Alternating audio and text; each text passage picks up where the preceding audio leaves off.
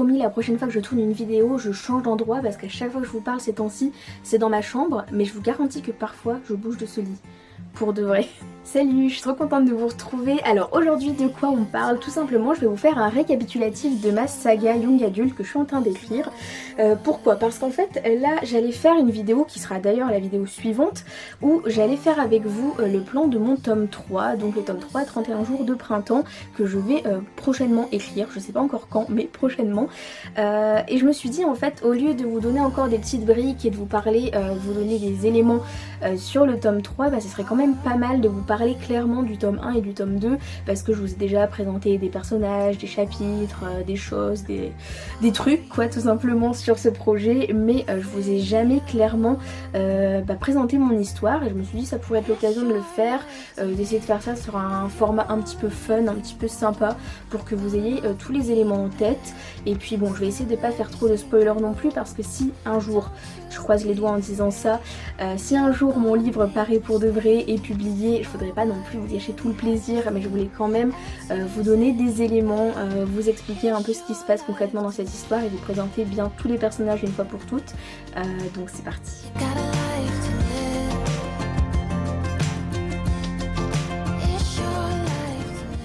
Donc ma saga, c'est une saga en 4 tomes, le premier étant 31 soirs d'été, le deuxième 31 nuits d'hiver, le troisième 31 jours de printemps et le dernier sera 31 matins d'automne. Mais ça, ce sera dans un futur lointain parce que pour l'instant j'ai à peine écrit les deux premiers, donc c'est déjà pas mal en tout cas, mais pour l'instant j'en suis à la moitié. Donc c'est une saga young adulte, voire même jeunesse, étant donné qu'on est face à des personnages qui ont 16 ans et donc c'est plutôt du contemporain, c'est plutôt de la romance, même si j'aime bien appeler ça roman d'apprentissage parce que pour moi c'est un peu dans cette lignée justement de livres où on suit un personnage et qu'on va voir ses cheminements jusqu'à ce qu'il puisse vraiment grandir, évoluer et se développer, mais en soi c'est un peu le propre de plein d'histoires, donc voilà, appelez ça comme vous voulez. Et donc c'est parti pour vous parler du tome 1. Donc que se passe-t-il concrètement dans mon tome 1, donc dans 31 soirs d'été?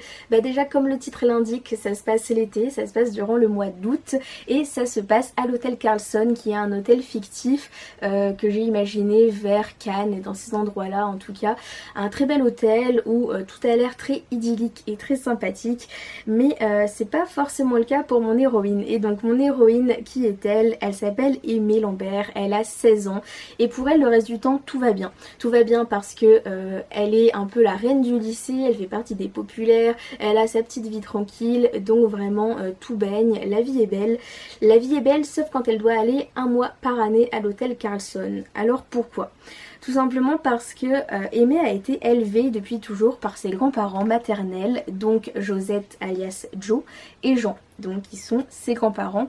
Elle vit avec eux à Canterbury en Angleterre parce que sa grand-mère y est prof dans un lycée anglais. Et donc dans mon premier jet j'avais décidé que ça se passerait à Londres parce que j'avais envie qu'il y ait un lien avec l'Angleterre parce que j'aime bien ce pays tout simplement. Et finalement dans ma deuxième version j'ai décidé que ça se passerait à Canterbury parce que je me suis dit que ce serait vraiment pas mal de pouvoir exploiter justement ce côté petite ville paisible, voire trop paisible quand on est adolescente et qu'on rêve d'aventure, donc qui peut vite paraître ennuyeuse. Et aussi je me suis dit que dans une plus petite ville il y a un peu plus ce côté une ouverture d'esprit un peu plus réduite par rapport à une capitale ou une grande ville, et forcément je me suis dit que ça pouvait être intéressant d'exploiter tout ça, mais ça je vous en parlerai peut-être plus tard. Aimée toute l'année elle la passe à Canterbury et tout va bien, même si évidemment c'est une ado et en plus elle doit être élevée par ses grands-parents, donc il y a quand même 2 générations qui les séparent. C'est pas toujours facile non plus au quotidien, mais ça va assez bien. Sauf que un mois par an elle se rend à l'hôtel Carlson parce que c'est là-bas que sa mère travaille. Donc sa mère s'appelle Jeannie Lambert, elle a eu Aimée très jeune et finalement il a été décidé que ce serait mieux qu'Aimée ne soit pas élevée par sa mère mais soit élevée par ses grands-parents parce que c'était mieux pour tout le monde, en tout cas c'est ce qu'ils ont décidé. Mais donc tout le monde a décidé que un mois par an ils allaient quand même tous se réunir histoire de maintenir un lien, et Jeannie ça fait plusieurs années qu'elle travaille à l'hôtel Carlson, donc parfait, c'est un super endroit pour se retrouver l'été, il y a déjà un hôtel, tout est sur place, c'est merveilleux, donc tout ce petit monde se retrouve à l'hôtel. Sauf que bon, Aimée elle a quand même pas mal de rancune et de rancœur vis-à-vis de Jeannie. Forcément elle a grandi et elle digère pas super bien cet abandon, donc franchement elle est dégoûtée de devoir retourner à l'hôtel tous les ans, et vraiment le mois à l'hôtel Carlson c'est une torture pour elle. d'autant que tout ça, ça forme un petit triangle pas forcément sympathique parce que entre Janine et ses parents, c'est pas non plus la joie. Il y a pas mal de secrets de famille qui sont pas forcément dits mais qui finiront bien par exploser, sinon c'est pas drôle. Enfin bref, c'est pas terrible niveau familial. Et cette année, c'est vraiment le drame et ça se complique encore plus. Parce que quand elle arrive à l'hôtel, Amy découvre que sa mère, elle s'est mariée. Et en plus, elle s'est mariée avec le patron de l'hôtel. Et en plus, Amy a jamais été prévenue de cette histoire. Bon, là, le choc est assez grand. Forcément, tout a changé, tout est bizarre. Et là, vraiment, c'est le début des problèmes. Donc forcément, Amy est vraiment pas contente d'avoir un nouveau beau-père. Et dès le départ, elle a décidé que c'était la guerre avec lui. C'est clairement hors de question pour elle que Richard Carlson, le patron de l'hôtel, soit devenu son beau-père et épouser sa mère alors qu'il est vraiment trop vieux pour elle. C'est hors de question. Vraiment, elle le déteste. Ça, c'est clair et net. Mais ce qui fait qu'Amy le déteste encore plus, c'est que Richard Carlson, c'est le père de Matteo Carlson. Et Matteo Carlson, c'est pas n'importe qui. Parce que Amy, ça fait des années qu'elle est folle amoureuse de Matteo. Matteo, c'est clairement son crush de l'été. Elle a jamais osé lui parler, mais elle le trouve si beau, si bienveillant, si gentil. Vraiment, il a toutes les qualités. C'est une star au niveau de l'hôtel. En plus, il joue de la musique. Enfin, vraiment, il est parfait, parfait, parfait. Mais là, c'est vraiment le drame parce qu'elle se retrouve avec son père qui est à moitié dans sa famille. Enfin bref, c'est vraiment le bazar et ça va pas du tout. Ça va pas du tout, en tout cas, dans les plans d'Amy. La cerise sur le gâteau, c'est qu'Amy, à peine arrivée, elle découvre Matteo avec une fille qui n'est clairement pas elle. Alors là, c'est vraiment le drame. Il y a vraiment trop de choses qui vont pas. Elle a un nouveau beau-père. L'homme de sa vie vient de lui glisser entre les doigts alors que c'était vraiment pas dans son scénario. Enfin bref, c'est vraiment n'importe quoi. Elle va passer un été encore pire que d'habitude, elle en est certaine. Alors Amy décide de reprendre la situation en main. C'est clair et net qu'elle va devoir arranger les choses, elle va devoir se débarrasser de son beau-père et elle va devoir séduire Matteo coûte que coûte parce que c'est l'homme de sa vie, donc il serait qu'en même temps qu'il s'en rende compte lui aussi. Alors la seule bonne nouvelle dans cette histoire, c'est que maintenant, puisque Richard Carlson a plus ou moins un lien avec Amy, ce sera beaucoup plus facile d'arriver jusqu'à son fils et de pouvoir enfin parler avec Matteo. Et en plus, comme je vous l'ai dit, Matteo il fait de la musique, il fait de la batterie précisément, et il a un petit groupe avec son meilleur ami. Tous les jeudis soirs à l'hôtel, il donne des concerts, donc ça c'est vraiment le moment parfait pour aller jusqu'à Matteo, pour atteindre son cœur, pour pouvoir vraiment être proche de lui dans son univers, donc tout est parfait. Enfin, en apparence évidemment, parce que Amy va découvrir que la deuxième personne qui forme donc ce groupe de musique avec Matteo, c'est Dominic Walker. Et là, ça craint. Pourquoi? Parce que Dominic est un garçon qui est dans le lycée d'Aimée. Et en fait, c'est un garçon qui a été pris clairement comme bouc émissaire par les populaires, dont Aimée fait partie. En gros, tout le monde a décidé que le loser du lycée, le paria du lycée, ce serait Dominic Walker. Alors pourquoi? Tout a commencé parce qu'il a un handicap, mais vous connaissez le lycée, vous connaissez la cruauté des lycéens à cet âge-là. Au bout d'un moment, quand quelqu'un a été pris pour cible, on ne sait même plus la raison. Est-ce qu'il y en avait vraiment eu un jour? Certainement pas, mais en tout cas voilà, tout le monde a décidé que Dominic ce serait la cible facile. Donc forcément Dominic, alias Dom, il porte pas du tout Aimée dans son cœur. Il l'assimile à tous les gens qui lui font du mal et qui lui pourrissent l'année. Donc clairement l'avoir à l'hôtel, alors que c'est le seul endroit où il est vraiment bien, où il est content d'être là, là ça le fait pas du tout. Et d'autant qu'évidemment Matteo c'est son meilleur ami. Alors c'est hors de question qu'Aimée approche Matteo. Dom va clairement pas laisser faire ça, c'est hors de question. Alors heureusement dans cette situation, Amy elle fait la connaissance de Margot qui est une fille qui travaille à l'hôtel, elle est serveuse à l'hôtel et elles vont tout de suite devenir très copines. Et Margot c'est vrai qu'elle a une très bonne influence sur Amy, ce qui lui fait pas trop de mal parce que de l'autre côté il y a Debbie. Et Debbie c'est la meilleure amie d'Amy, sa meilleure amie avec qui elle est au lycée, et là pour le coup c'est vraiment pas une bonne influence, c'est un peu une peste du lycée, c'est vraiment le cliché de la fille populaire qui veut faire son petit royaume, qui veut faire sa loi, et forcément elle adore ruiner la vie de Dominic. Là il y a clairement pas de souci là-dessus, c'est vraiment son plus grand plaisir. Donc voilà, là c'est la situation initiale de mon histoire, c'est comme ça que tout commence et vous avez un peu une vision de tous les personnages principaux, on va dire, de ce tome 1. Donc forcément il y a beaucoup d'histoires qui se passent et comme je vous ai dit j'ai pas non plus envie de trop entrer dans les détails pour pas vous spoiler si jamais un jour, j'espère vraiment en vous disant ça, mon livre sera publié. Mais du coup si vous voulez juste vous arrêter là pour rester sur cette mise en bouche, arrêtez là. Et si vous voulez un petit peu de spoiler quand même, je vais passer donc à la situation à la fin de mon tome 1 et vous parler aussi du début et de la fin de mon tome 2, comme ça, comme je vous ai dit, vous aurez tous les éléments. Et donc voilà, à la fin fin du tome 1, comme je vous ai dit, tous les secrets de famille, ils ont fini quand même un petit peu par exploser plus ou moins. Ce qui fait que à la fin de l'été, quand Aimée doit repartir à Canterbury, elle est totalement en guerre contre ses grands-parents. Là, pas mal de choses ont explosé et ça lui plaît pas du tout. Surtout avec sa grand-mère, c'est vraiment la guerre, le conflit total. Et vis-à-vis de sa mère, les choses sont devenues un peu plus bizarres. Disons qu'elle a appris certaines choses qui lui ont changé la vision qu'elle avait de sa mère. Et donc, on peut pas dire que les choses vont vraiment mieux, mais en tout cas, le lien s'est recréé, même si c'est un lien très très bizarre qu'elle entretient avec sa mère. Et tout est vraiment étrange, elle sait plus vraiment où elle en est. Mais en tout cas, au milieu de tout ça, elle a décidé que finalement, elle allait tolérer Richard Carlson. Elle allait accepter que ça soit son beau-père. De toute façon, c'est pas comme si elle avait vraiment son mot à dire, et ça, elle a fini par le comprendre. D'autant que dans toute cette histoire et avec tout ce qui a pu se passer, elle réalise que Matteo et elle, finalement, ils étaient peut-être pas tant âmes sœurs que ça, et que c'est peut-être mieux de garder ce genre de relations pseudo-familiales qui sont amenées à créer. C'était peut-être juste ça qui devait entretenir tous les deux. Et donc Aimée a réalisé que Matteo n'était pas du tout son âme sœur, mais elle a aussi réalisé d'autres choses qui paraissent assez déplaisantes pour elle, puisque à la fin de l'histoire, elle réalise quand même qu'elle a développé des sentiments pour Dom.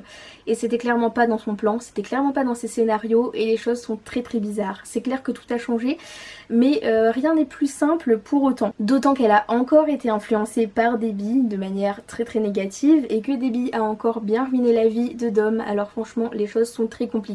Même si Margot a donné sa bonne influence à Aimée et qu'elles s'apprécient réellement toutes les deux, qu'elles ont vraiment noué une amitié, disons que tout est très très très compliqué. D'autant que là, Aimée et Dom savent que dans à peine quelques jours, ils vont se retrouver au lycée à Canterbury comme avant, mais en même temps plus rien n'est vraiment comme avant. Alors voilà, ça s'annonce pas mal de problèmes pour le tome 2.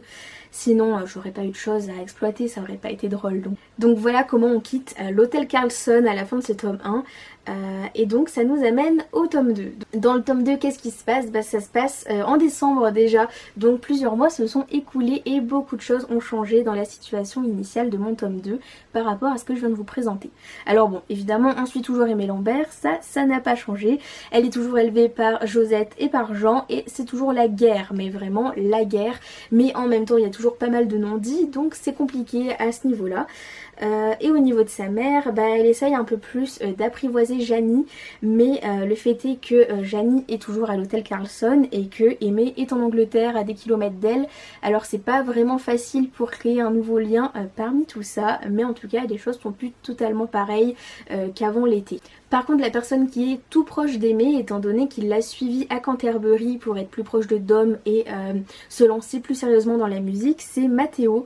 Donc Matteo aussi, Aimée est en train de l'apprivoiser, elle essaye un peu de faire avec ce drôle de membre de sa famille qui s'est greffé, et clairement ils sont en train de nouer une relation on va dire assez fraternelle, même si comme chaque frère et sœur, il y a pas mal de conflits également, et c'est pas toujours tout rose. Il faut dire que les choses s'arrangent pas vraiment parce que Matteo est toujours le meilleur ami de Dom évidemment, et Matteo a vu pas mal de choses qui ont pu se passer l'été entre Aimée et Dom, et il voit aussi que depuis quelques temps Aimée et Dom ils agissent un peu comme si rien s'était passé, mais en même temps tout est encore plus bizarre. Ils ont décidé qu'avec le retour au lycée, le retour à la réalité, de toute façon c'était mort, ils étaient pas du même univers, ça servait à rien de forcer, et finalement ils décident de s'ignorer, mais il y a pas mal de sentiments bizarres entre eux qui se transforment plus ou moins en colère et en haine, étant donné que c'est comme si tout ce qui s'était passé cet été avait été balayé, et c'est vrai que c'est un peu difficile à gérer pour l'un comme pour l'autre. Évidemment, pour rien arranger, Aimée continue d'ignorer tous les bons conseils que lui donne Margot, donc qu'elle lui donne à distance parce qu'elle travaille toujours à l'hôtel Carlson. Par contre, elle écoute très attentivement les mauvais conseils de Debbie, qui est donc sa meilleure amie, qui est en plus dans la même classe qu'elle cette année en terminale, donc ça n'arrange rien. Et il faut dire que parmi ces mauvais conseils, il y en a un qui est sacrément grand, et il s'appelle Joey Thompson. Alors Joey Thompson, qui c'est clairement l'archétype du beau gosse. Il fait partie de l'équipe de natation du lycée, c'est vraiment le populaire, le roi du lycée, tout le monde l'écoute. Alors forcément, entre le roi du lycée et la reine du lycée, et bien tout le monde a décidé qu'ils seraient parfaits l'un avec l'autre. Et Aimée s'est dit qu'il serait temps de tourner la page de Dom, et qu'il serait très bien de sortir avec Joey Thompson, pourquoi pas. Après tout, faut essayer.